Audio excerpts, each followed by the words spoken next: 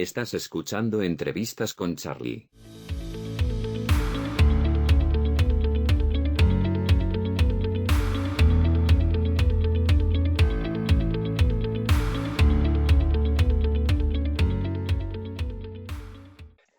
La guerra civil no es el resultado, porque Franco quería que pensáramos que la historia de España era un Sonderweg, un camino particular. Y eso es lo que piensan los antifranquistas ahora, los que son supuestamente antifranquistas, porque no lo son herederos de Franco al final. No es producto de dos Españas que estaban condenadas a enfrentarse.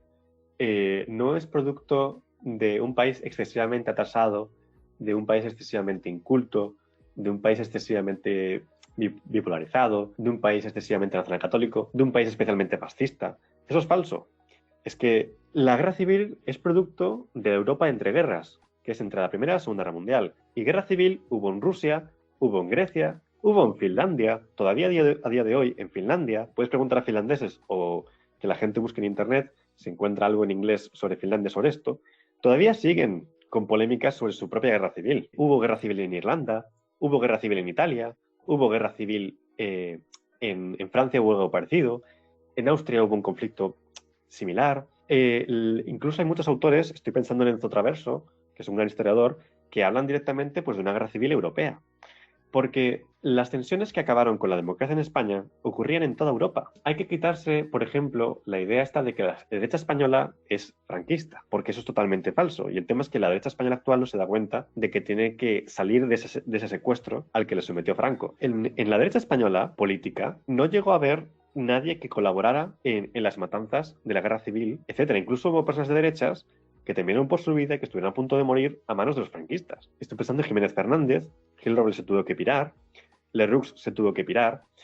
En Italia, por ejemplo, en Alemania, la derecha política sí que colaboró con la venida del fascismo. Y el tema es que en España había algo parecido al fascismo antes de la guerra civil, pero no había fascismo estricto, apenas. La guerra civil es muy complejo, pero tiene que ver con dinámicas de la Europa entre guerras, tiene que ver con una segunda república que pretendía transformar muchas cosas, que no supo llegar a acuerdos. Son muchas cosas que hay que tener en cuenta, porque hubo una atomización política muy importante, etcétera. Pero lo decisivo para la guerra civil es que hubo una serie de personas con poder, tanto militar como civil, no político, porque, por ejemplo, Portela Valladares, político de derechas, si hubiese pertenecido a una de las tres Españas o una de las dos, cuando los militares le pidieron dar el golpe en febrero del 36, pues les habría abierto la puerta porque aquí vienen los comunistas, pero no hizo eso porque no quería participar de algo así. El tema es que hay unas personas con poder militar, civil, que toman la determinación, se benefician del miedo a la revolución, pero no había plan de revolución, ¿vale? Había miedo, porque había movilización en la calle, etcétera,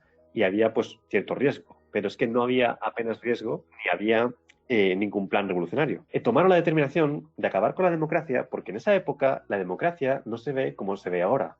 Y en esa época se veía como algo que no funcionaba y con lo que había que acabar. Y en España hubo guerra civil porque era imposible acabar con la democracia llegando desde las urnas como en Alemania, desde un pacto con el poder como en Italia. Tiene que ver con que el golpe de Estado divide al ejército. Si no hubiese dividido al ejército el golpe de Estado, no habría habido guerra civil. Una guerra civil ocurre, esto lo explica bien Julián Casanova, pero bueno, también lo explica García de Cortázar. García de Cortázar, en Mitos de España, Mitos de la Historia de España, es un historiador que ha sido invitado por Jiménez dos Santos y tiene unas páginas en Mitos de la Historia de España que está muy bien y que recomiendo mucho leer, porque es que si el ejército hubiese estado unido y fiel a la República, era casi imposible que triunfase una revolución. Casi imposible. No voy a decir imposible porque es posible, pero es casi imposible. Y el tema es que cuando una parte del ejército dio un golpe y se dividió, se generan unas condiciones en las que hay fuerza para que haya una guerra porque hay cierto equilibrio. Hay posibilidad de disputar. Si tú das un golpe y no tienes suficiente fuerza o tienes demasiada, no hay guerra civil. Automáticamente, pues, o pierdes o ganas. Y esa es la clave, el golpe de Estado que divide al propio ejército. Me faltan muchas cosas, pero bueno, es que es un tema muy complejo